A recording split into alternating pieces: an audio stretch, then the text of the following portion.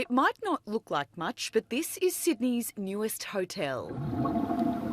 A hotel just for seahorses, and it's 5-star. They're losing the environment that they normally live in, and we need to make an artificial one for them to live in. For weeks, these wildlife warriors have been making the endangered animal a new home, a so-called Seahorse Hotel that is similar but safer than the shark nets they've taken a liking to. So when we do maintenance on the nets, we want to have an additional habitat there for us to use to relocate the seahorses onto. Finally, installation day.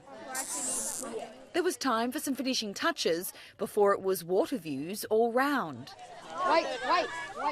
And by all accounts, the new digs are set for success. Diver, can you see any seahorses on the old net? Topside copy, yeah, I've got 2 seahorses down here. I reckon this will be a lovely new home for them. It's really important for the seahorses that they keep on living for the future. Now that the specially made hotel is in place, it's hoped the seahorses find a room and make some babies. Hundreds can be born at once from the male's pouch. He even experiences contractions. And when they're given the choice from net and natural habitat, their actual preference is the artificial habitats that we create. And when the decline in Sydney seahorse numbers is directly associated with natural habitat loss, this sort of problem solving makes sense. Gillian Bowen for 10 News First.